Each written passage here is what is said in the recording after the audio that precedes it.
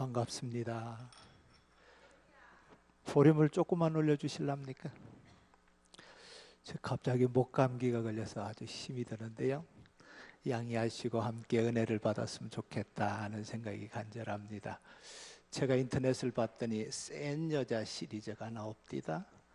이 땅에서 제일 센 여자가 누군가 봤더니 얼굴 이쁜 여자가 제일 세답니다. 그래서 한국의 사람들이, 여자들이 성형수술을 돈 들여서 하는 이유가 얼굴 이뻐야 어디 가도 무죄랍니다. 이쁜 여자가 하는 건 다 봐준답니다. 이쁘게 봐준대요. 근데 이쁜 여자, 얼굴 이쁜 여자보다 더 센 여자가 있대요. 누군가 봤더니 시집 잘 간 여자래요. 지가 아무리 얼굴 예뻐도 시집 못 가면 꽝이래요. 꽝. 일단 시집을 잘 가야 된다는 거예요. 근데 시집 잘 간 여자보다 더 센 여자가 있다고 그래요. 어떤 여자가 봤더니 적어도 자식을 스카이 대학에 넣어야 된대요. 그래서 스카이 대학에 못 넣으면 말빨이 안 선다네요. 그래서 적어도 자식을 그 정도 대학에 넣으면 아주 센 여자라고 그래요. 근데 그렇게 자식을 잘 키운 여자보다 더 센 여자가 있다고 그래요. 대한민국에. 어떤 여잔가 봤더니요, 건강한 여자래요. 지병들만 아무 소용이 없대. 그래서 새벽까지 다니면서 요렇게 막 다니잖아요. 왜냐하면 자기가 건강해야 센 여자니까. 인터넷은 여기까지 나와 있었습니다. 거기에 제가 하나 더 붙였습니다. 건강한 여자보다 더 센 여자가 누군가 예수 잘 믿는 여자인 줄 믿습니다. 할렐루야.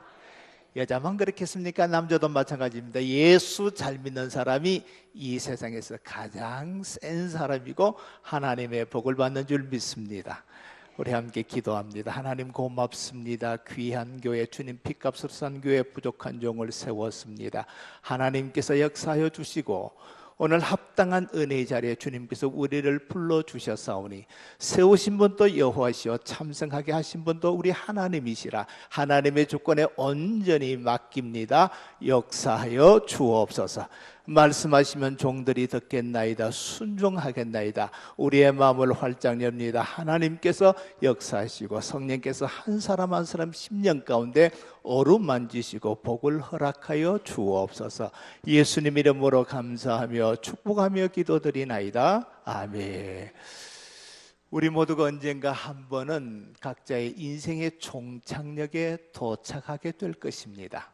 싫든 좋든 우리는 한 번은 반드시 죽어 하나님 앞에 서게 될 것입니다. 그때 그 인생의 종착역에서 살아온 인생길을 돌아보면서 여러분이 이 땅에 마지막 한 말씀을 남기고 아버지 앞에 갈 텐데 무슨 말씀을 남기고 떠나고 싶으세요? 적어도 여러분을 믿고 신뢰하고 사랑하는 가족들 앞에서 마지막 임종하실 때 무슨 말을 남기고 이 세상을 떠나고 싶으세요? 저는 30년 넘게 목회하면서 참 많은 임종을 보았습니다. 참 보기 싫은 임종들이 많아요. 마지막 순간에 그 임종한 그 순간의 모습이 그 사람이 살아온 모든 인생을 대변한데도 과언이 아니에요. 아무리 우리가 평소에 신앙생활을 잘하는 것처럼 보여도 마지막 순간에 그가 어떤 모습으로 이 땅을 떠나는가 보면 그 사람의 신앙이 다 백일하에 다 드러납니다. 제 친구 교회에 얼굴만 보면 은혜스러운 장로님이 계셨습니다. 그분이 이제 임종을 하게 돼서 친구 목사와 동료 장로님들과 여전도사님과 권사님들이 함께 임종 예배를 드렸습니다. 이제 장로님이 막 숨을 몰아쉬는데 얼마나 괴롭겠습니까? 하늘 가는 밝은 길이 막 동료 장로님들과 권사님들이 뜨겁게 찬양을 합니다. 임종하실 때 하나님 앞에 평안히 가시라고 그렇게 찬양을 힘있게 하는데 사람이요, 제가 임종을 지켜보니까 마지막 숨을 몰아쉴 때가 참 육체적으로 괴로운가 봐요. 막 숨을 몰아쉬더니 장로님이 얼마나 괴로운지, 갑자기 어디서 힘이 그렇게 나는지 그 푹 쓰러져 있던 장로님이 손에 힘이 들어가면서 벽을 붙잡고 죽기 싫어, 죽기 싫어 하고 벽을 긁는데 이 손에 피가 나도록 벽을 긁고 구석에서 팍 쓰러져서 죽는 거예요.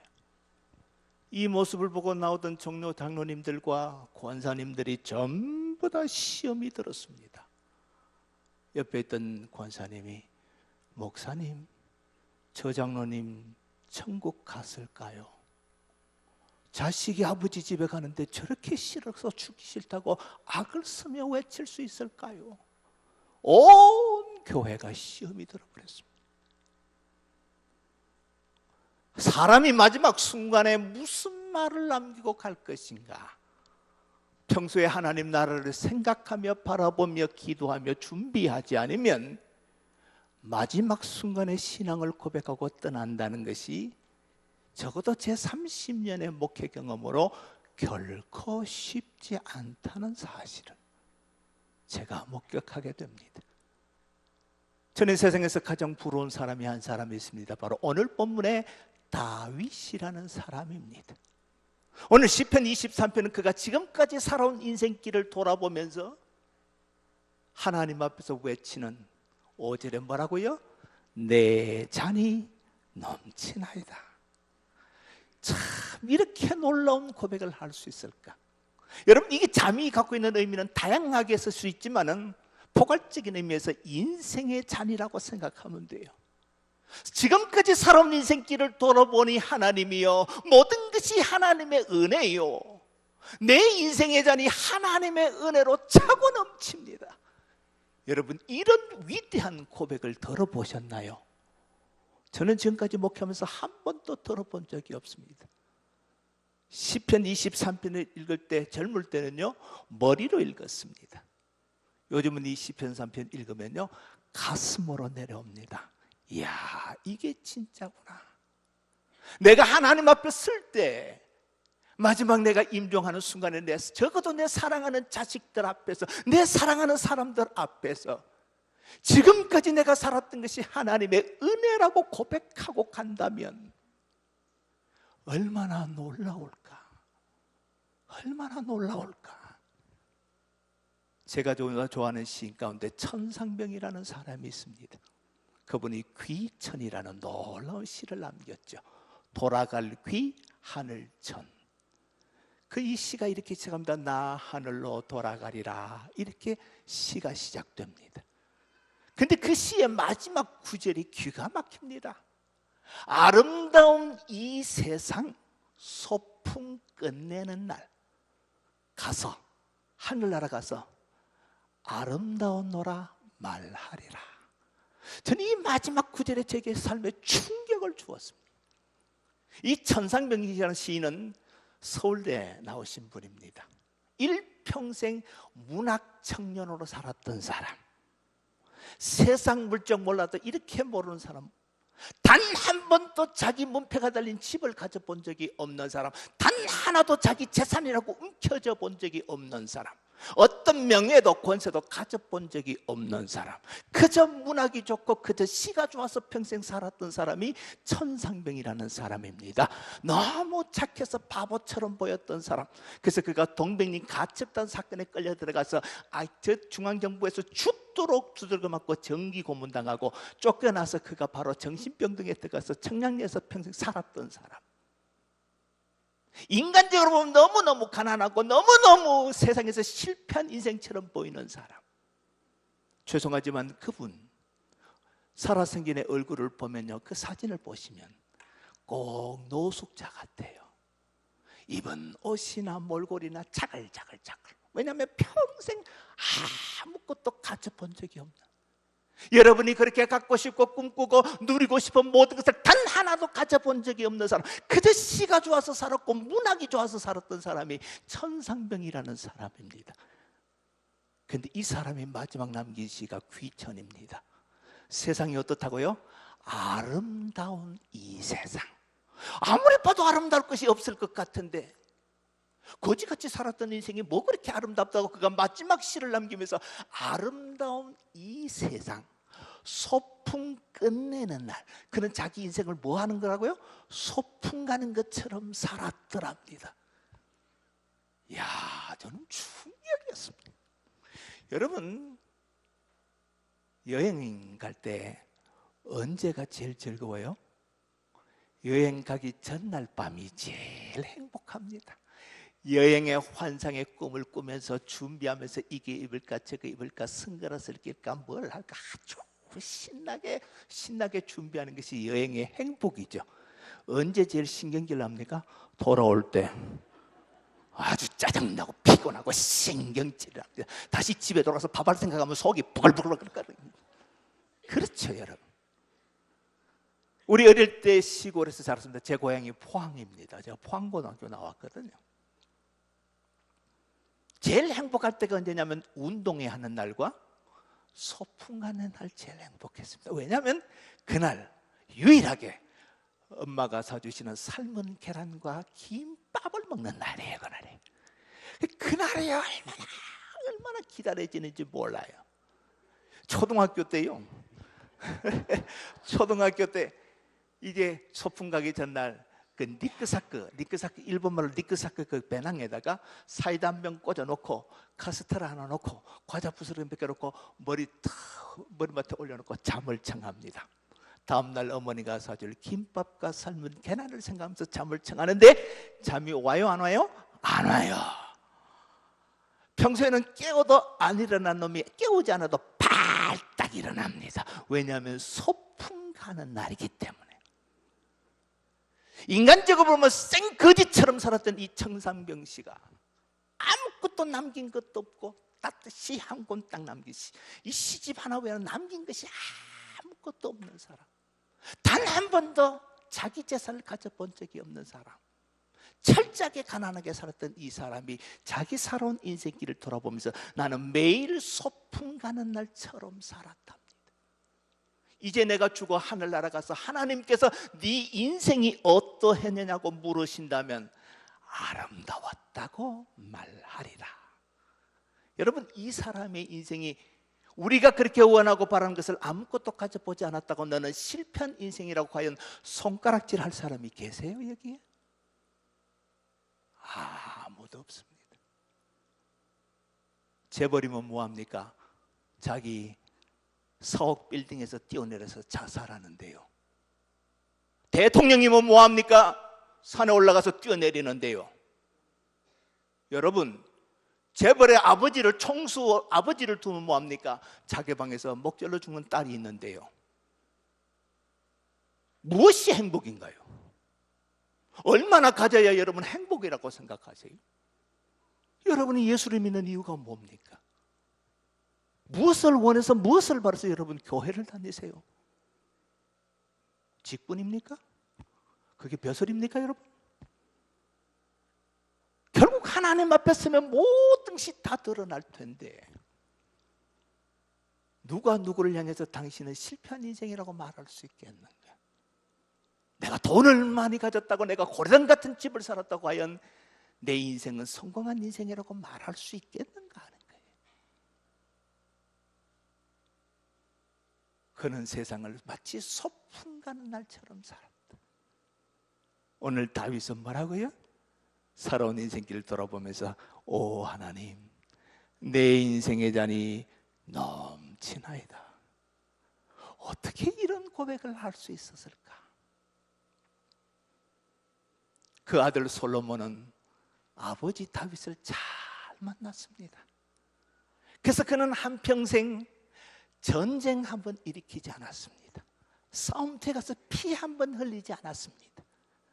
반대로 다윗은 평생의 전쟁에서 잔뼈가 굵어서 평생 전쟁하면서 피 흘리면서 살았기 때문에 하나님, 내가 주의 성전을 짓고 싶습니다 할 때 네 손에는 피가 많아서 씌울 수가 없다고, 네 아들을 통해서 성전을 짓게 하겠다고.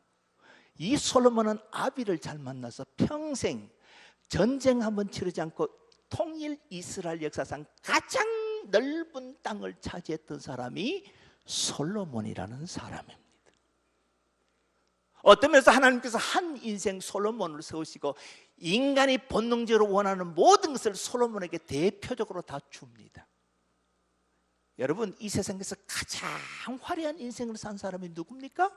솔로몬입니다.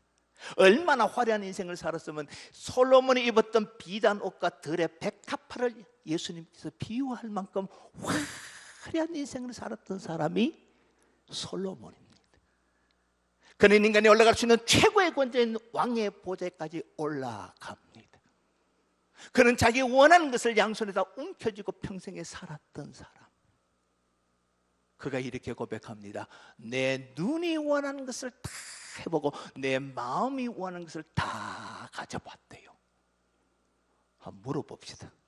여러분 대구 특별시에 사시니까 혹시 우리 가운데 자기 마음이 원하는 것을 다 가져보시고 자기 눈이 원하는 것을 다 해보신 분 계신가요? 아무도 없네요. 별 볼 일 없네요, 여러분도. 근데 솔로몬은 그렇게 했답니다, 여러분. 솔로몬은 자기 집을 짓는데 13년 동안 자기 집을 건축합니다. 얼마나 화려하게 건축했으면 도배를 하는데 실크 벽지로 한 것이 아니라 황금으로 다 도배를 했답니다. 그의 가구와 의자는 전부 다 상아, 코끼리 뿔로 다 했답니다. 성경에 보니까. 또 한 번 물어봐야지요. 혹시 여러분 집에 13년 동안 자기 집을 건축하시고 황금으로 도배를 하시고 상아 보대에 앉아서 사시는 분 혹 여기 계신가요? 없죠. 예, 정상입니다. 제가 미국 가서 이 설교를 하면서 물었더니 앞에 있는 여자가 손을 바닥 들어요. 손 들면 안 되는데 이놈의 여자가 손을 딱 두는 거예요. 너무너무 놀라서 제가 담임 목사님한테 눈짓을 했습니다. 저거 어떤 여자한테 손을 떴냐고. 손을 들면 안 되는데 저놈의 여자가 손을 들었다고. 그랬더니 담임 목사님 괜찮다고 신경 쓰지 말고 설교하래요. 저보고 계속 하래요. 그래서 끝까지 다 했습니다. 끝나고 물어봤더니 미친 여자랍니다. 여러분 극히 정상입니다. 손 들면 안 돼요. 이거는 솔로몬 외에는 이렇게 산 사람이 없어요. 여러분 극히 정상입니다. 그는요 그가 누릴 수 있는 모든 것을 다 누렸던 사람입니다. 그가 마음이 원하고 눈이 원하고 그가 누릴 수 있는 모든 것을 하나님께서 인간을 대표해서 그에게 몽땅 다 허락해 주셨습니다. 그가 한번 움직일 때마다 마병과 병거가 1만 2천이 그를 호위했다고 그랬습니다. 여러분 상상이 안 가는 삶을 살았던 사람이 솔로몬입니다. 전무후무하게 인간으로 태어나서 솔로몬만큼 화려하고 많은 것을 누리며 살았던 사람이 역사 이래 아무도 없습니다. 앞으로도 나오지 않을 것입니다. 그는요 처첩이 몇 명이라고요? 1,000명이랍니다. 여기 남자들 보니까 만화님 한 번 모시기도 버거워 보인다. 근데 그 남자는 대단해요. 1,000명의 초첩을 거느리면서 살았어요. 얘는 그분은요 돈만 있는 졸부 아닙니다. 하늘의 지혜를 받아서 3천의 잠을 남기고 시를 남겼던 사람입니다. 그는 시인이고 문학가고 철학가입니다. 그리고 군사 전문가고 정치인입니다. 그리고 모든 것을 다 움켜쥐었던 재력가입니다. 그 모든 것을 다 누린 사람. 하나님께서 한 인간 솔로몬에게 대표적으로 그가 원하는 것을 다 주신 다음에 솔로몬에게 숙제를 하나 줬습니다. 네가 마음껏 누려도 좋다. 내가 주는 건 네가 원하는 거 다 줄 테니까 네가 하고 싶은 대로 마음대로 살아라. 그런데 단 조건이 하나 있다. 숙제가 하나 있다. 뭡니까 하나님? 감상문 한 편 쓰고 죽어라. 그 감상문이 전도서입니다. 그가 감상문 첫 절에 뭐라고 얘기합니까? 전도자가 가로되 헛되고 헛되며 헛되고 헛되니 모든 것이 헛되도다. 여러분 이해가 되세요? 전 21살에 예수 믿었습니다. 태어나니까 불교 믿는 집에서 태어났습니다. 저는 절밖에 몰랐습니다. 우리 어머니가 워낙 열심히 특심인 분이라 그저 절에 저를 데리고 오다. 몸이 아파서 병들 때는 우리 어머니가 오어사라는 절을 혹시 아시는지 모르겠습니다. 굉장히 유명한 절이 포항에 있습니다. 그게 저를 몇 달씩 넣고 거기서 저를 회복시키려고 했었던 우리 어머니. 여기는 새벽 기도가 5시인가요? 5시 반인가요? 5시 반이요. 저희 절은요 새벽 도량경이 2시 반입니다. 그 일자리가 절에 들어가서 1년 휴학하고 주지스님과 둘이서 새벽 2시 반이면 일어나서 제가 도량경을 했습니다. 그때부터 시방삼세 지망천례신의열 일체 불타야 중, 저 그렇게 살았습니다. 그리고 21살에 공부하려고 서울에 올라와서 갈 데가 없어서 하나밖에 없는 우리 형님, 우리 형수님 계시는 집에 밥 좀 먹여주면 공부 좀 하겠다고. 근데 우리 형수님이 우리 집에 유일한 예수 믿는 사람입니다. 처녀 집사 때 시집을 오신 거예요. 제가 1년을 같이 살다가, 그리고 제가 마지막 장가 올 때까지 그 집에 빌어먹고 살았습니다. 수년을 살았는데 단 한 번도 인상을 찌푸리거나 도련님 왜 이러세요 하는 것을 본 적도 없고 들어본 적도 없습니다. 저는 예수 믿는 사람은 천사인 줄 알았습니다. 저는 우리 어머니한테도 받지 못한 사랑을 우리 형수님한테 받았습니다. 그 형수님이 첫 해 가을에 밥상을 잘 차려놓고 하시는 말씀이, 도련님, 제가 소원이 하나 있어요. 뭔데요? 교회 한 번만 따라가 주면 좋겠대. 아, 형수님 이제 절간에 다닌 거 아시잖아요. 내가 불교 믿는 거 아시죠? 알아요 도련님, 제가 알지요. 근데요, 제가 이번에 한 사람을 데리고, 지금 말하면 총동원주일인가 봐요. 여기 한영원 이거 있잖아요. 제가 한 사람을 데리고 가야 되는데 제가 아무리 봐도 데리고 갈 사람이 없어서, 도련님 아무것도 안 하고 딱 1시간만 앉았다가 가면 되는데 아무것도 안 해도 돼.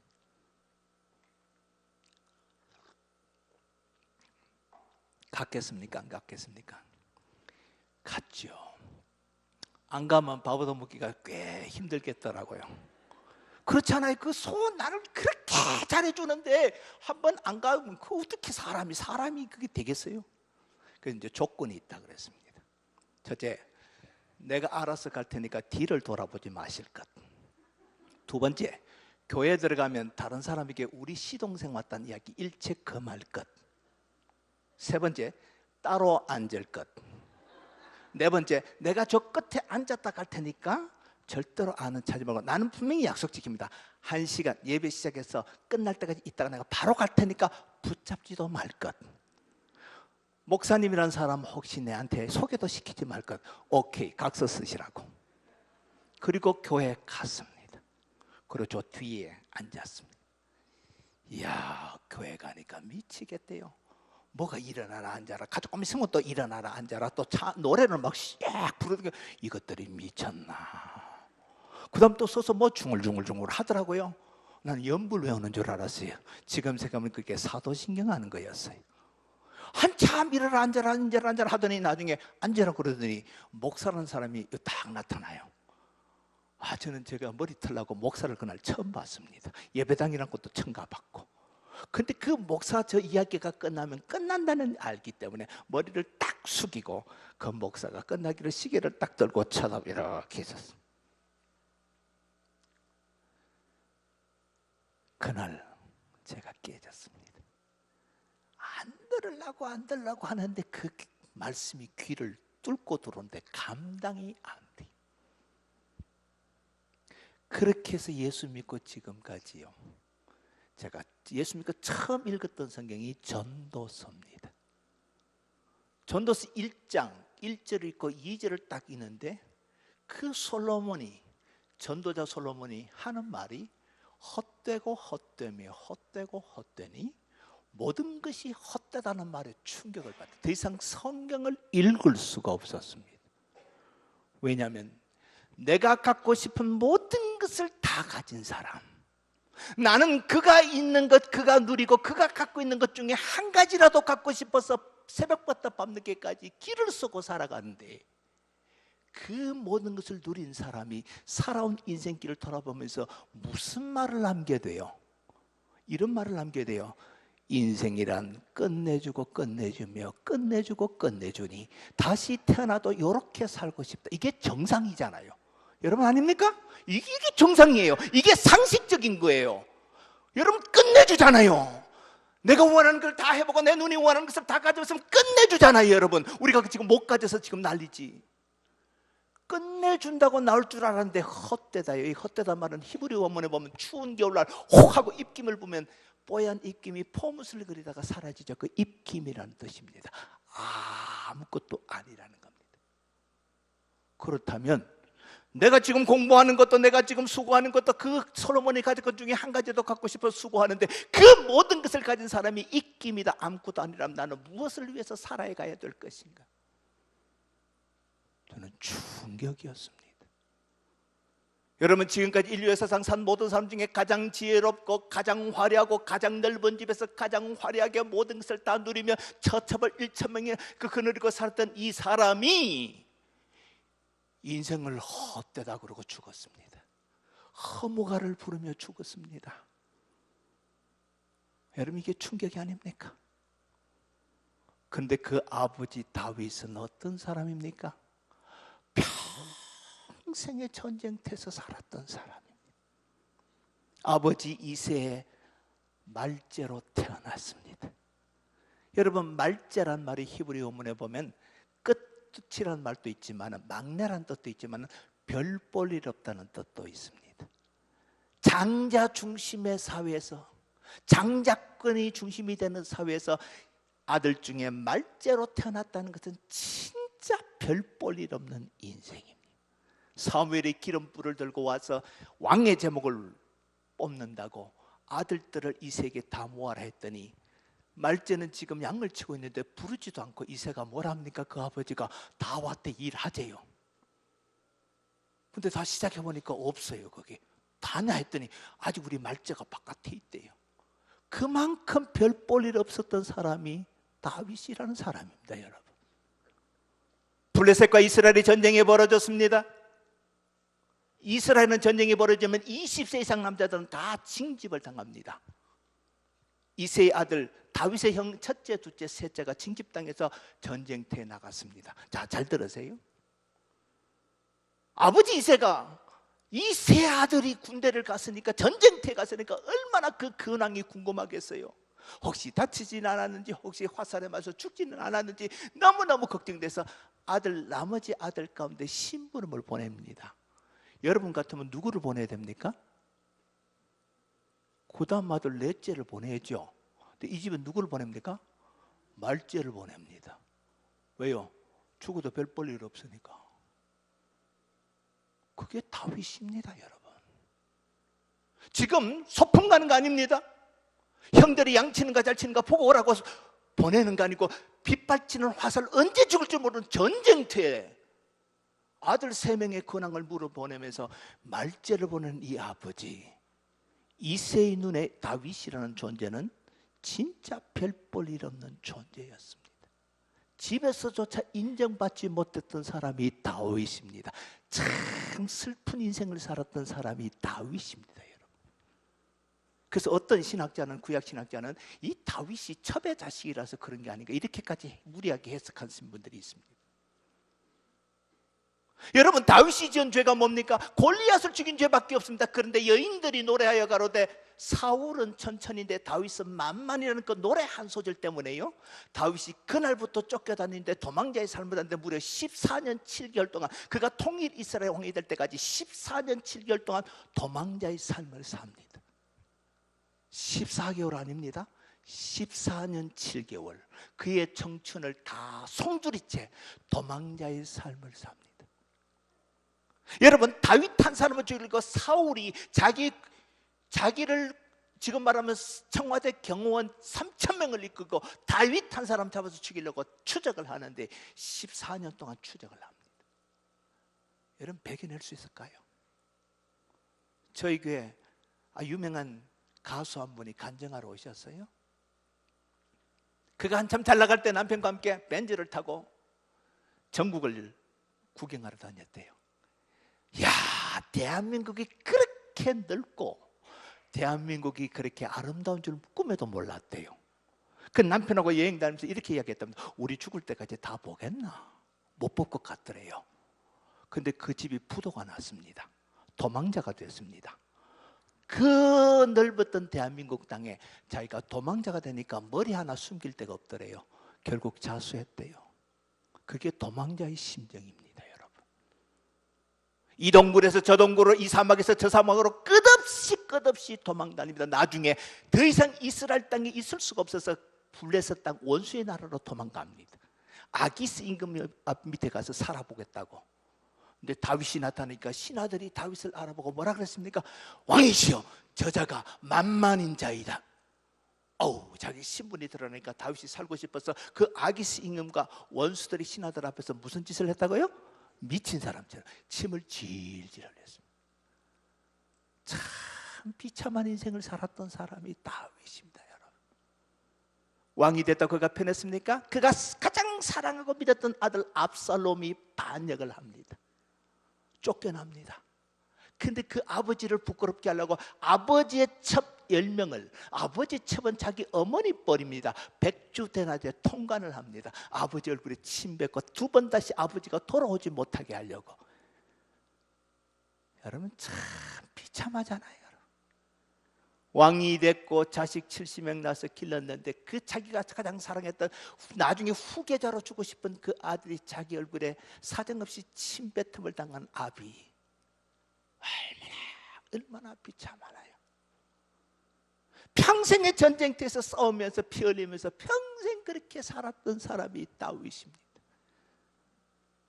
아니 아버지 잘 만나서 모든 재산을 다 물려받고 가장 넓은 땅에서 영토에서 가장 화려하게 살았던 인생은 헛되다 허무가를 부르고 죽었는데, 태어날 때부터 차별받으며 별 볼 없는 인생을 평생 살고 수많은 죽음의 고비를 넘기며 살았던 다윗은 뭐라고요?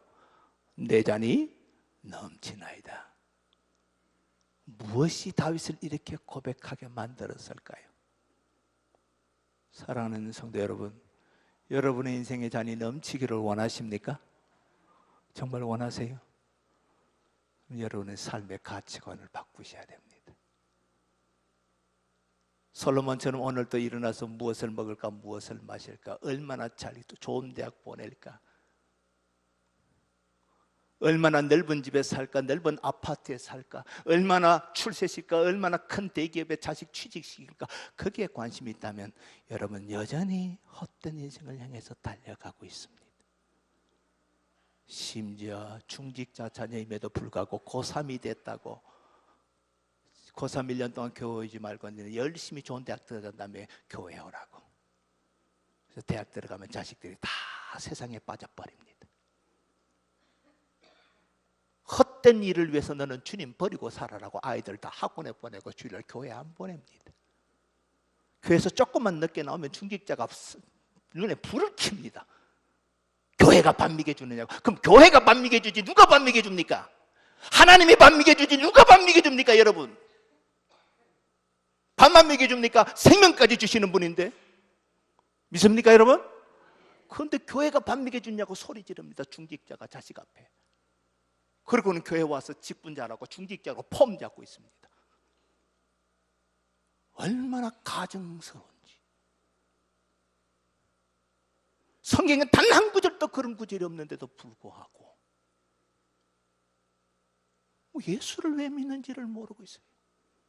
신앙의 목적이 뭔지를 몰라요. 우리의 궁극적인 고울이 어딘지를 몰라요. 너무나 답답해요. 너무너무 답답해요.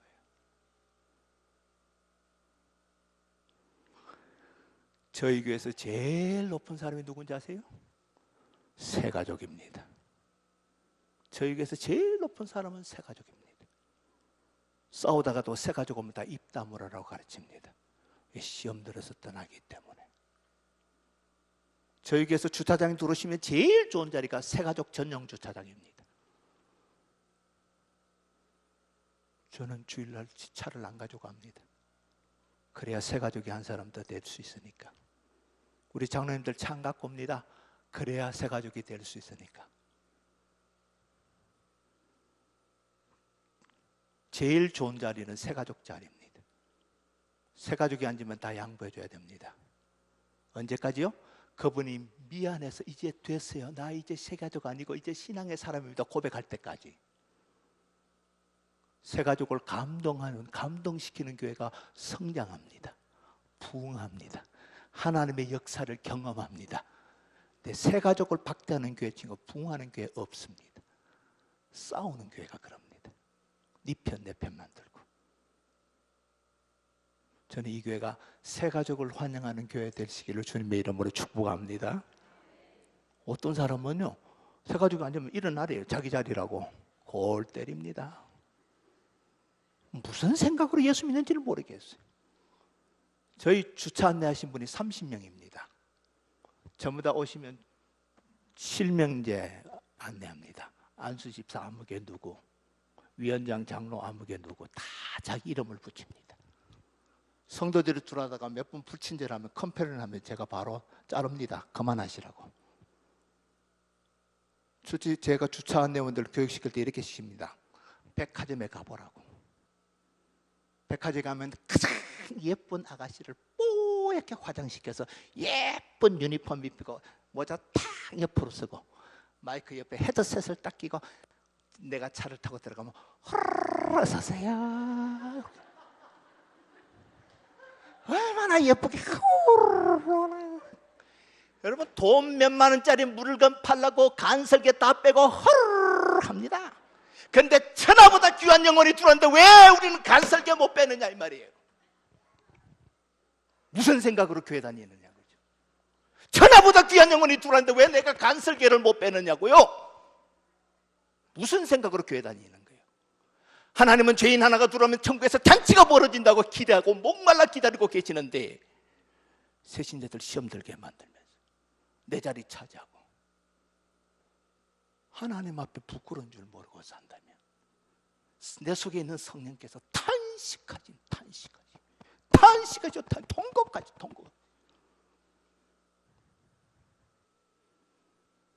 여러분, 내 잔이 그냥 넘치는 게 아니라고요. 그냥 넘치는 게 아닙니다. 어떻게 다윗은 그 험한 인생을 살면서 내 잔이 넘친다고 마지막 이 땅에서 고백하고 세상을 떠났을까요? 그 답이 1절 말씀에 나옵니다. 여러분 1절을 다시 한번 읽어봅니다. 다 같이 크게 있습니다. 시작. 여호와는, 다시 한번요. 시작. 여호와는 나의 목자시니 내게 부족함이 없습니다. 내가 왕이기 때문에 부족함이 없는 것이 아니고, 내가 화려한 왕궁에 살기 때문에 부족함이 없는 것이 아니고, 내가 높은 권좌에 있기 때문에 부족함이 없는 것이 아니고, 내가 신하들을 데리고 다니기 때문에 부족함이 없는 것이 아니고, 내가 자식들을 많이 낳기 때문에 부족함이 없는 것이 아니라 여호와께서 한치 앞을 내다보지 못하는 내 인생의 목자가 되시기 때문에 그래서 부족함이 없다는 거예요.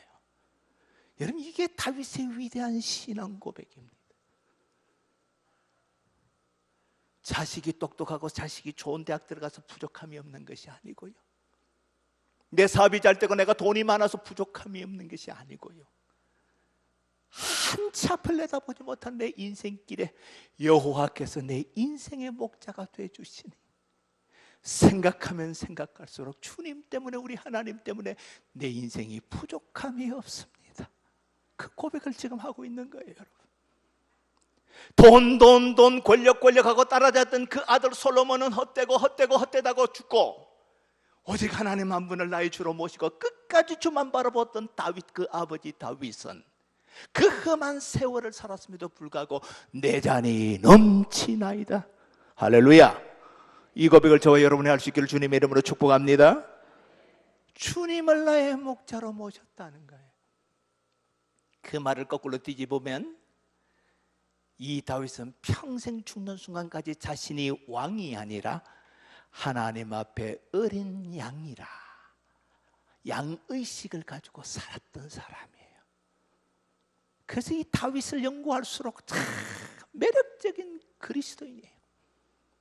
그가 평생 소원이 뭡니까? 하나님의 임재를 상징하는 법궤를 다윗성으로 모시고 가기를 원했습니다. 그런데 올라가다가 우사가 손을 대는 바람에 그 자리에서 즉사하고, 그 법궤를 다윗 성으로 가지 못하고 오벳 에돔 집에 들어가니까 하나님께서 그 오벳 에돔 집에 어마어마한 축복을 주시죠. 그 소식을 듣고 다윗이 다시 하나님 앞에 기도하고 하나님의 율법대로 제사장의 어깨에 그 법궤를 모시고 다윗성에 올라갑니다. 여러분, 이스라엘은 신정국가이기 때문에 하나님의 법궤가 올라갈 땐 어린아이부터 문무대신까지 모든 전 국민이 다 나옵니다. 200만이 넘는 이스라엘이 다 보고 있습니다. 그게 제사장들이 지금 법궤를 메고 올라가고 다윗이 뒤따라가면서 뭐 했다고요? 춤을 춥니다. 하나님의 임재 앞에 어린아이처럼 춤을 춥니다. 무슨 춤을 췄을까요? 막춤. 춤 배운 적 없잖아요. 그저 하나님의 임재, 하나님 임재가 너무 좋아서 덩실덩실 춤을 췄는데, 얼마나 춤을 췄으면 아랫가리가 어떻게 해요? 내려갔대요. 그 꼴을 그 부인 왕비가 보다가 뭐라 그랬습니까? 왕이여, 채통이 없다는 거예요. 이 만백성 앞에 왕이 어찌 그렇게 채통머리 없이 춤을 출 수 있느냐는 거죠. 그때 여러분이 한 다윗 말이 무슨 말인지 아십니까? 오늘 지금 말로 바꾸면 이런 이야기입니다. 내가 하나님 앞에서도 왕이더냐, 이런 이야기입니다. 내가 백성들 앞에 왕이지 하나님 임재 앞에 내가 왕이냐? 나는 하나님 앞에 한 마리의 양에 불과하다는 거예요. 그래서 그가 춤추고 찬양하는 거예요. 우리가 알고 있는 거룩한 사람들은 요한계시록 4장 하늘 문 열시고 천국 교회가 보여지면서 그게 수많은 천군 천사와 수많은 믿음의 사람들과 24장로들이 뭐예요? 춤추며 찬양하는 장면이 나옵니다.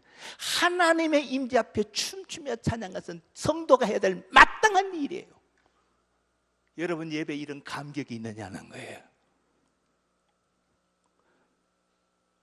사람 눈치가 보이는 사람은 아멘 소리도 크게 못합니다. 쪽팔려서. 하나님의 임재가 보이는 사람은 손이 올라가고 아멘 소리가 나옵니다. 왜냐하면 그분의 임재 앞에 나는 아무것도 아니기 때문에.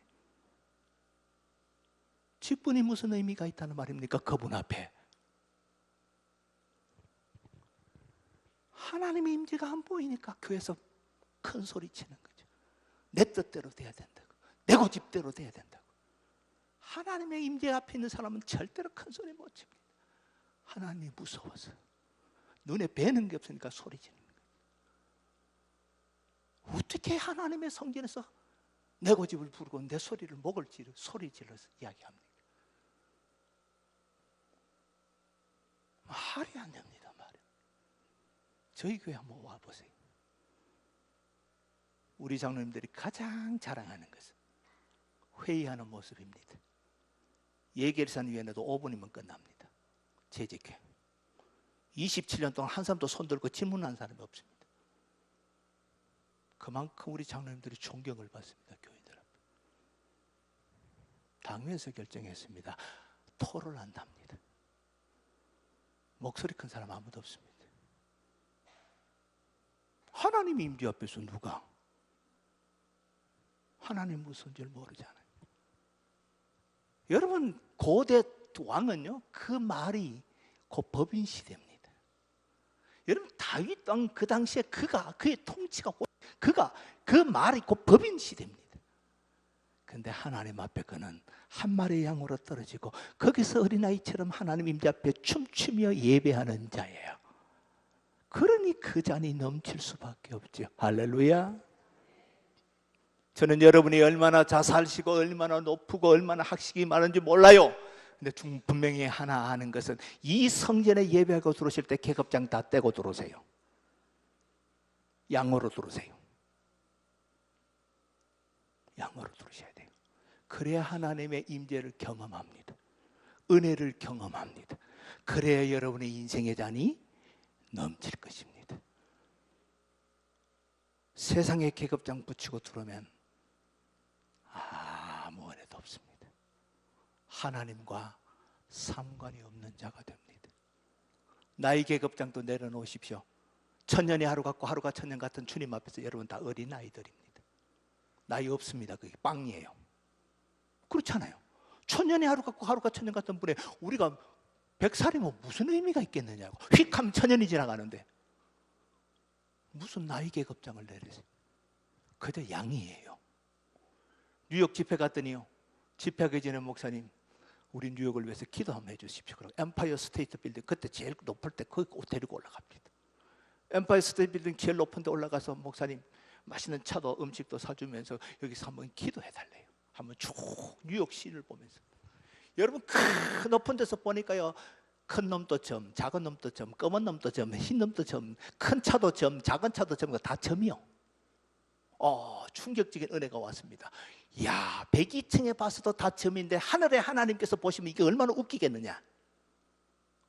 그런데 우리는 도토리 기대기합니다. 내가 좀 더 가졌다. 내가 조금 더 넓은 남편, 내가 조금 더 예쁘다. 내가 좀 더 내가 더 넓은 아파트에 산다. 하나님 보실 때 참 가짜나도 보통 가짜는 게 아니에요. 그건 하나님을 몰라서 그래. 그분은 목사면 뭐하고 장로면 뭐합니까? 하나님 앞에 종이지. 뭐 벼슬입니까 이게? 하늘의 하나님 앞에서 한번 보세요 여러분. 하나님의 임재를 아는 사람은요 아무렇게나 알 수가 없어요. 너무 두려워서 그 하나님이. 다윗이 바보입니까? 왕이에요. 통일 이스라엘이 이룬 왕이에요. 지금 또 이스라엘의 국기는 다윗의 육각형 별이 붙어 있습니다. 이스라엘 사람들이 가장 존경하는 위대한 왕이 다윗입니다. 그런데 그 위대한 이스라엘 유대인들이 가장 존경하는 다윗이 뭐라고요? 나는 양이래요. 하나님 앞에 어린아이처럼 춤을 추고 찬양합니다. 여러분 이게 다윗이 위대한 사람이에요. 그래서 다윗이요 바세바가 앞에 못짓을 하고 그 남편 우리아를 죽인 엄청난 죄를 졌음에도 불구하고 회개하니까 주님께서 그대로 받아주실 분은 뭐라고요? 유일하게 다윗에게 너는 내 마음에 합한 자라고 인정해 줬어요. 야, 여러분 부럽잖아요. 너는 하나님 마음에 합한 자래요. 얼마나 그가 하나님 앞에 어린아이처럼 살았으면. 여러분 우리는 하나님 앞에서 영원한 청춘인 줄 믿습니다. 어린아이처럼 신앙생활 해야 돼요. 여러분 굳지 마세요 얼굴. 어른 되면 저보다 굳었어요. 막 인상을 써요. 이렇게 제가 설교할 때 인상 쓰고 있는 분 보면 무서워요. 저 사람 부인하고 싸우다 왔나? 왜 저렇게 나를 쳐다볼까? 내가 잘못한 것도 없는데. 비행기를 타면 제가 참 싫어하는 게 비행기 타는 거예요. 골백보다 더 탔지만 그래도 탈 때마다 싫은 게 비행기 타는 거예요. 근데 제일 그래도 13시간씩 이렇게 미국 건너가려면 집회가러 가면 너무 타기 싫어도 타야 되죠. 근데 제일 좋은 건 애들이 뒤에 있으면 좋아요. 그래서 제가 뒤로 너무 심심하니까 그래서 깨꿍 이러고 애들이 까르르 웃어요. 어른 보고 깨꿍 그러면 죽이려고 덤벼들어요. 이거 웃지도 못하고. 왜냐하면 이게 구두가 웃지를 못해요. 여러분 하나님 앞에 우리 다 어린아이인 줄 믿습니다. 행복해야 돼요. 예수 믿는 건 행복해야 돼요. 여러분 예배당에서 인상 쓰지 말아요. 나는요 불교 믿는 유교 믿는 집안에서 태어났기 때문에 아버지 앞에 인상 쓰면 그날 죽어요. 근데 하물며 하나님 앞에 예배하면서 인상 쓰고 있으면 하나님이 얼마나 속이 상하실까요? 여러분 자녀들이 여러분 앞에서 인상이나 푹푹 쏘고 앉아있고 싸우기나 하면 그 얼마나 기가 막히게 해요. 내 평생 인생이 다 후회스럽잖아요. 내가 이거밖에 안 된가 싶은 게. 또 하늘에 하나님 앞에서 예배하면서 인상 쏘고 앉아있으면 이거 얼마나 이게 부도덕한 거예요. 안 되죠. 다윗은 늘 나는 양입니다. 내가 그렇게 사망의 음침한 골짜기로 도망 다닐 때도 우리 하나님께서 누여주시고 쉴만한 물가로 인도하시고 푸른 초장으로 나를 이끌어 가시더라는 거예요. 그 사울의 3천의 군대 앞에 내가 꼼짝할 수 없는 순간에도 죽을 수밖에 없는 동굴의 막다른 골목에서도 우리 하나님께서 단잠을 자게 해주시더래요. 할렐루야. 여러분 하나님 믿는데 왜 잠을 못 자요? 왜 하나님 믿는데 입맛이 없어요? 자 오늘 밤새도록 하루도 내가 할 것 같은데 저도 서울 가야 돼요. 지금 뭐 재워줄 일도 없고 여러분들 안 재워줄 거 아니에요. 저도 내일 아침에 회의도 하고 바빠요. 오늘 선물 하나 드릴게요. 오늘 이걸 잘 받으시면 다윗처럼 평생 살 수 있는데 뭐 하시든 안 하시든 건 여러분이 선택하실 것이고 저는 분명히 선택 좀 합니다. 아침에 일어납니다. 눈 뜹니다. 여러분 어떻게 눈 뜨세요? 뭐 저는 원래 투시 연설을 가진 사람이 안 봐도 뻔합니다. 이렇게 눈 뜰 거예요 대부분. 웃는 분은 다 맞다 이 말이에요. 그렇게 눈 뜨면 안 돼요. 아침에 눈 뜰 때 1절을 암송하면서 떠야 돼요. 자, 1절 같이 읽습니다. 시작. 여호와는 나의 목자시니 내게 부족함이 없어. 눈을 딱 침대에서 눈을 뜨시면서 눈 뜨기 전에 이렇게 하세요. 하나님, 오늘 하루도 주님 때문에 부족함이 없게 하옵소서. 그 여러분 딱 5초 걸립니다. 저는 하거든요. 아침 눈 뜰 때마다 합니다. 그렇게 눈 뜨고 하루를 시작하는 사람하고 아다다다다다 이렇게 뜬 사람하고는 이미 인생이 달라진 거죠. 이미 차원이 다른 인생을 사는 거예요. 그렇죠? 오늘 하나님, 주님 때문에 내가 부족함이 없기를 원합니다. 하족한테 그렇게 눈 뜨면요 머리가 맑아져요. 일어나서 씻고 이제 아침 식사를 하죠. 상을 하죠. 그럼 2절 남성합니다. 2절 같이 읽습니다. 시작. 그가 나를 푸른 풀밭에 누이시며 쉴 만한 물가로 인도하시는. 여러분 아침에요 먹을 수 있다는 게 얼마나 감사하고 먹을 수 있는 음식이 있다는 게 얼마나 감사해요. 더군다나 하나님은 성견지명이 계셔서 푸른 풀밭으로 다 준비하셨죠. 저는요 병원 신방 가면 제일 불쌍한 사람이 못 먹고 이렇게 호수 꽂고 있는 사람. 그 돈 많은 이병철 씨도 마지막 못 먹어서 죽었습니다. 돈 있으면 뭡니까 못 먹는 거. 여러분 사람이 재미 중에 제일 큰 재미가 뭐예요? 먹는 재미예요. 이거 없으면 못 살아요. 저 가끔씩 금식하러 갑니다. 저는 길게 못하고 3일씩 합니다. 그 금식 기도원 가서 3일 꼬박 굶어 보세요. 이야 진짜 남는 게 시간밖에 없어요. 저는요 금식 기도원에서 싸우는 인간을 본 적이 없습니다. 배가 고파서 아무도 못 싸웁니다. 배가 부르니까 싸우지요. 배 고픈 사람은 절대로 안 싸웁니다. 금식 기도원에 가서 악 쓰는 사람 보셨어요? 없습니다. 힘이 없어서 악 못 씁니다. 배라도 부르니까요 등 따쓰고 배부르니까 싸우는 거예요. 감사도 몰라서 3일 금식 다 꼬박 10끼 하고요 이제 밑으로 내려가면 이 죽 그것도 한 그릇도 안 줘요. 3분의 2 정도 그러니까 묽은 죽 그거 이제 하나 사서 이제 속 달랜다고 사서 이제 딱 올려놓고 이렇게 기도하려고 보면요 어찌 그리 아름다운지 앞에 봐도 내 사랑 옆에서 봐도 내 사랑 뒤에서 봐도 내 사랑. 이야 음식이 있다는 게 눈물 나도록 고맙고 감사하고 예뻐. 그 한 숟가락 넣으면서 감동의 눈물이 흘러요. 여러분 그걸 매일 먹을 수 있도록 나에게 식탁 주신 하나님 할렐루야. 그런 마음으로 먹으면 살이 되고 피가 되지. 먹고 이제 출근해야죠. 아이들 학교 보내고 남편 보낼 때 여러분 문고리 딱 열면 전쟁터의 세상에 문고리 열기 전에 문고리 딱 붙들고 3절 암송 3절 같이 읽습니다. 시작. 응원을 소생시키시고 자기 이름을 위하여 의의 길로 인도하시다. 주님 이 문 열면 전쟁터입니다. 돌아올 때까지 내 가족을 지켜 주옵소서. 5초면 됩니다. 그리고 문 열고 나가십시오. 그리고 일을 하다 보면요 주님이고 무엇이고 다 잊어버려요. 정신없어서. 그러다 점심 딱 드시고 정신 차리고 4절 같이 읽습니다. 시작. 내가 사망의 엄침한 골짜기로 다닐지라도 해를 두려워하지 않을 것은 주께서 나와 함께 하심이라. 주의 지팡이와 막대기가 나를 안위하시나이. 주님이 이제 오후 시간 시작합니다. 마지막까지 주의 지팡이와 막대기로 인도하여 주옵소서. 5초면 돼요. 그러면요 정신이 바짝 듭니다. 일을 다 마치시고 이제 샤터 내리고 퇴근 시간에 차 타고 부릉 하고 시동 걸지 말고 시동 걸기 전에 5절 남성 5절 같이 읽습니다. 시작. 주께서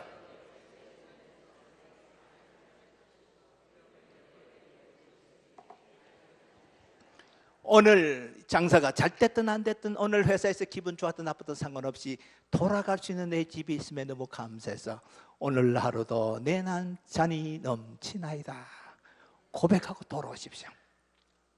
남편들 부탁합니다. 기분 나쁜 일 있으면요 내 개천가에 가서 다 풀고 집에 들어가요. 꽁하게 들어가지 말고 아내가 자식들이 그 남편 퇴근하기를 딱 기다리고 있는데 인상 팍 쓰고 들어오면 기분 다 잡친다. 혼자 다 풀고 들어와요. 아니면 교회 와서 울고 기도하고 집에 가시든지. 집에까지 어두운 그림자 갖고 가지 않기를. 그리고 집에 들어와서 이제 씻고 저녁 먹고 TV도 한 편 땡기고 이제 성경도 좀 읽고 자야죠. 잘 때 어떻게 자요? 침대에 들어 누우면서 다다다다다 이거 안 돼요. 6절 읽고 자야 돼요. 6절 같이 읽습니다. 시작. 내 평생의 선하심과 인자하심이 반드시 나를 따르리니 내가 여호와의 집에 영원히 살리라. 할렐루야. 주님 잡니다. 혹시 눈 못 뜨면 아버지 품에서 눈 뜨게 하옵소서. 그게 마지막 기도입니다. 그리고 자시면, 주무시면 하나님이 단잠을 주실 겁니다. 근데 아침에 또 눈 떠지시면 주님 오늘 또 주님 때문에 부족함이 없는 하루가 되게 또 시작하면 돼요. 이게 시편 23편의 인생이라고 그래요. 여러분 잤는데 안 일어나면 가는 거예요. 저희 아버지도 88세 돌아가시고 우리 어머니도 88세 돌아가셨어요. 나중에 다 예수 믿고 권사님 하시고 다 돌아가셨는데 우리 아버지는 꼭 주무시기 전에 야야 커피 한 잔 주라 먹고 자게. 꼭 이 수면제입니다. 우리 아버지한테 커피가 아주 진한 커피를 드세요. 차 한 잔 드시고 주무세요.